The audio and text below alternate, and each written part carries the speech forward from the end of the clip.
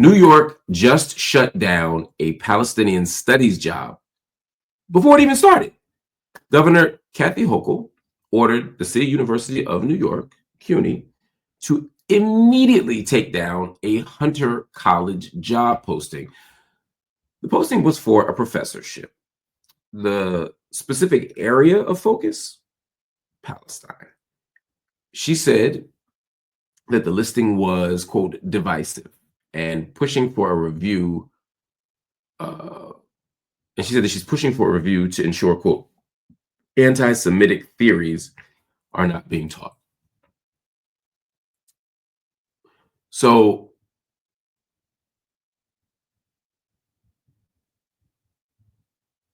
let's walk through how this happens.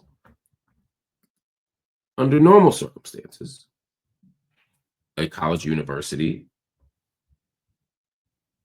hires professors. They typically leave that hiring to the department. The department has a search. They begin the search for the faculty member by posting in the fancy job places. Inside Higher Education, the Chronicle was the thing back in my day. Listservs, websites, including their own, whatever, right? They post that there's a job. People apply for the job. A group of finalists are chosen for the campus visit. They come out.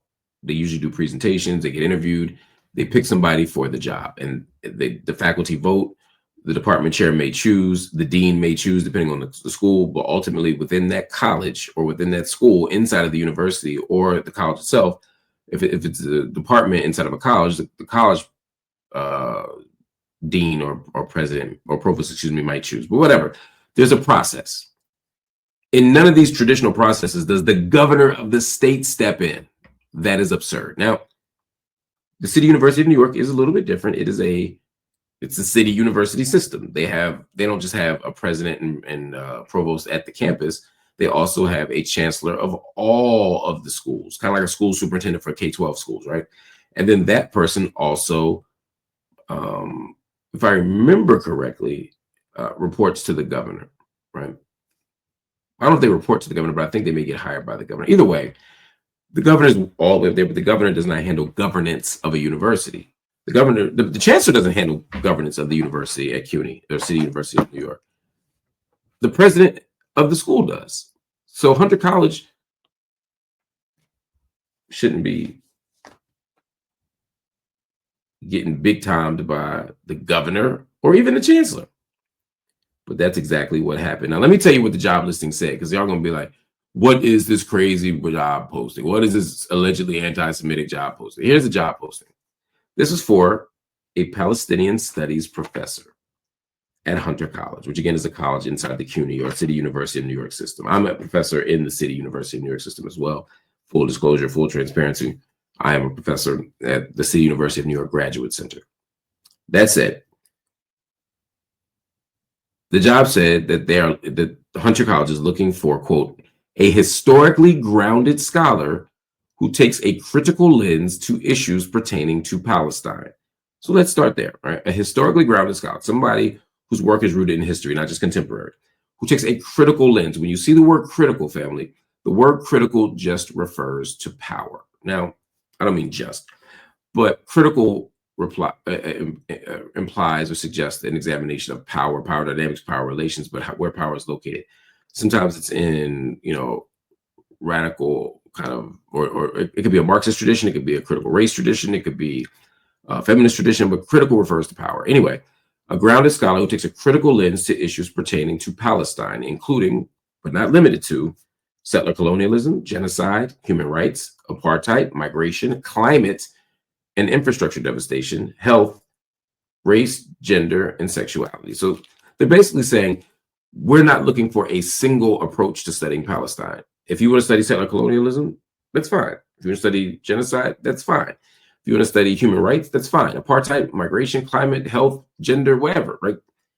We're open. We just want an interest. I know what these searches mean. It means we're looking for somebody who studies Palestine and does interesting work. We're not locked in on a certain person. We're not like, we're looking for a historian who studies, land trading during the Ottoman era looking at the Musa system or something like that. And sometimes when the job search is, just side note for those of you going into academia or who care, when the job is too narrow and too focused, it usually means they already know who they want, and they're writing the posting around the person who they already decided they're going to hire. The posting also said that Hunter College is open to, quote, a diverse theoretical and methodological.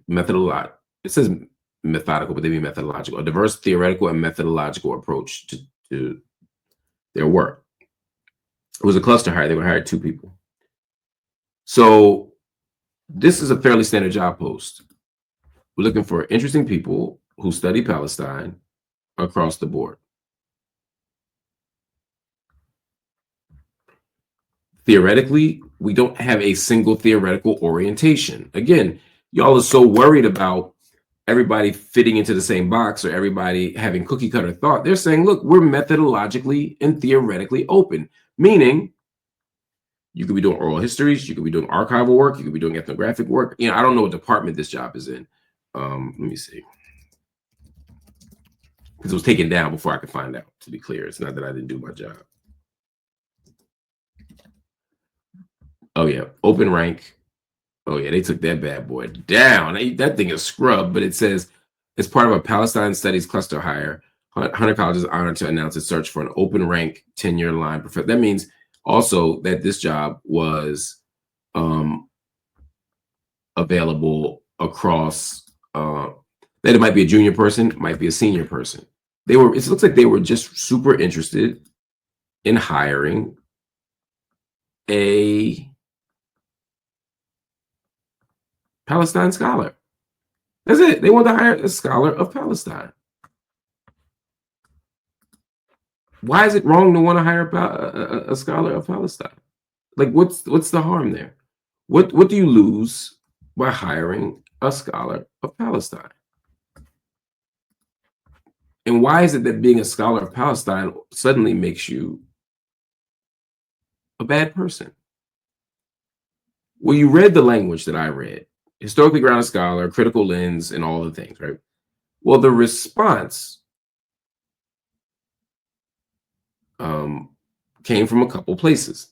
The governor, Kathy Hochul, says, according to her spokesperson, Governor Hochul has directed CUNY to immediately remove this job posting and conduct a thorough review of the position to ensure that anti-Semitic theories are not promoted in the classroom. Here's the wild thing. They don't even have candidates yet.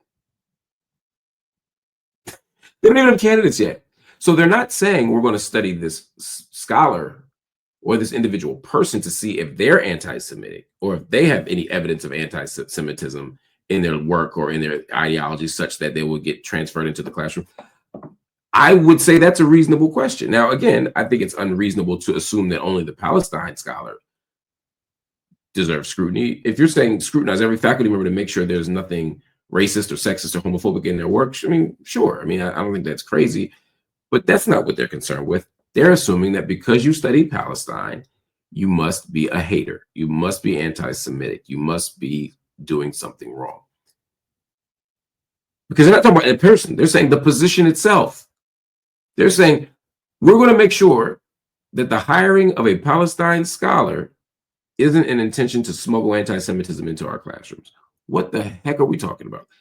Felix Matos Rodriguez, the CUNY chancellor, and the board of trustees, and William C. Thompson, chair of the board of trustees at CUNY, they issued a joint statement. They said, we find this language divisive, polarizing, and inappropriate, and strongly agree with Governor Hochul's direction to remove this posting, which we have ensured Hunter College has since done. So what language is divisive? Palestine Studies is divisive? Polarizing? First of all, who cares if it's polarizing, right? Women's studies to some people is polarizing if you don't believe in gender equality. You know, the CUNY Graduate Center just started a Department of Black, Race, and Ethnic Studies.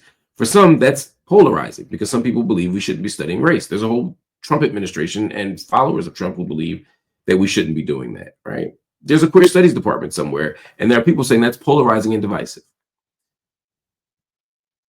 So what are we talking about here? You're not actually saying that we should get rid of everything that's polarizing and divisive. You're saying we should get rid of things that we don't agree with. So what don't you agree with here, right? What's inappropriate about saying we're looking for someone who studies Palestine? Should Palestine not be studied? We have Africana studies, we have European studies, we have Slavic studies, we have Russian studies, we have, we could go across the board, right? We have women's studies. We have. Why are we so opposed to Palestine studies? And so they've removed the posting. And of course, the faculty's fighting back as they should. And I stand in solidarity with the faculty. They're my colleagues. Some are my colleagues at CUNY, some are my colleagues just because some of my colleagues at the Graduate Center, some of my colleagues because they're at CUNY, and more broadly, they're my colleagues because we're all faculty. But this is where we are in academia. This is literally where we are in academia, where you can't even study Palestine.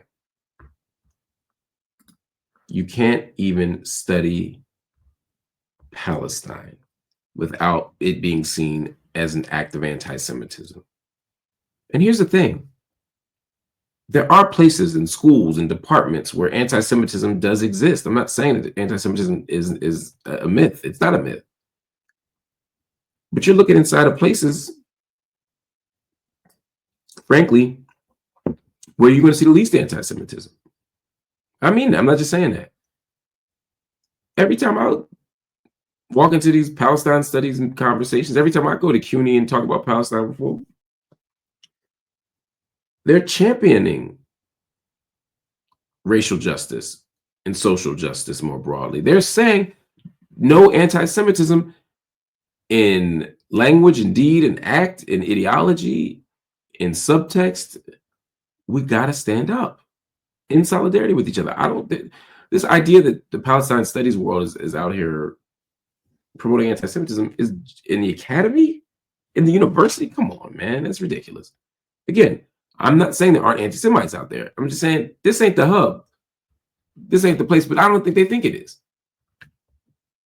People like Hochul don't know anything about Palestine studies. I think Chancellor Rodriguez is really studying the field of Palestine studies, the field that I know and engage myself and take seriously. Of course not. But this is all part of the game of making everything that's different, everything that we don't agree with, everything we don't understand, the boogeyman. We do it across race, class, gender, etc., and it's a problem. So this is a moment that demands resistance. And fortunately, at CUNY, the faculty is doing just that. The union spoke up, the PSC, I believe it's called, and they said that Governor Hochul's move is, quote, an overreach of authority and a direct attack on academic freedom, which it is. The right loves free speech. They love the First Amendment. They love to talk about their right to say and do and blah, blah, blah, blah, blah, blah, blah, blah, blah. But guess what? Guess what? Somehow, there's an exception for Palestine. That's why me and Mitchell Plitnick wrote that book, Except for Palestine, because I swear to God, whenever there is a rule or a principle, it's like, yeah, we believe in free speech except for Palestine. We believe in the right of return except for Palestine. We believe in keeping refugees except for Palestine and protecting them except for Palestine. We believe in self-defense except for Palestine. We believe in international law except for Palestine. Come on. Now, all of a sudden, all y'all people who wanted academic freedom when the bell curve came out, y'all wanted academic freedom to call Black people unintelligent. Y'all wanted academic freedom to speak out against us. Now, suddenly, you can't speak for us, not in terms of the arguments that are being made, just in terms of the right to make them. But we know Palestine is an exception on college campuses all over the country, and that's why we're seeing so much criminalization of students. We're seeing so many problems. And Hochul's decision is just going to stoke the flames even more.